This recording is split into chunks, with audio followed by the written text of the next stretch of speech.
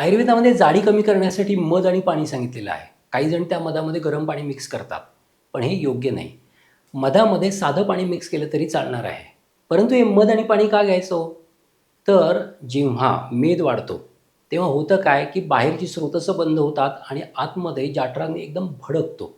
म्हणजे भूक प्रचंड लागते आणि या भुकेला सारखं काहीतरी खाणं आवश्यक असतं आणि खाल्लं की अजून वजन वाढतं आणि हे विषचक्र असंच चालू राहतं, की खायला लागतं, भूक लागते, मग खायचं आणि वजन वाढतं, आणखी भूक लागते. मग हे विषचक्र कुठेतरी खंडित करायचं असतं. मग हे विषचक्र खंडित करायचं कसं? मग त्यासाठी आयुर्वेदाने मध आणि पाणी सांगितलेलं आहे. परंतु मध कुठलंही चालत नाही.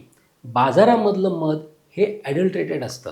म्हणजे काय करतात, की मधाची पोळी करायची इकडे, इकडे कढया ठेवायच्या, त्याच्यामध्ये साखरेचा पाक घालायचा आणि त्या मधमाशा इकडे-तिकडे येतात, त्याच्यामध्ये जातात, तिथला पाक गोळा करतात आणि त्या मधाच्या पोळ्यामध्ये जाऊन ते मध तिथे बनवतात.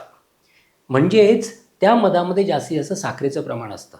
परंतु जे मध जंगलामध्ये गोळा केलेलं आहे, जंगलाच्या झाडांवर ज्या मधमाशा पाळलेल्या आहेत, त्या पोळ्यांमधलं मध हे खूप छान काम करतं किंवा जंगलामध्ये मधमाशा पालन करून जे मध गोळा केलेलं आहे, असं मध कधीही जाडी कमी करण्यासाठी चांगलं. मध आणि पाणी पिल्यामुळे स्थूल व्यक्तीची भूक कमी होते, स्थूल व्यक्तीची भूक भागली जाते आणि शिवाय शरीराचं पोषणही होत नाही. मग सायमल्टेनियसली तुम्ही जाडी कमी करणारी औषधं, व्यायाम जर चालू ठेवला, तर नक्कीच हळू वजन कमी होताना दिसतं.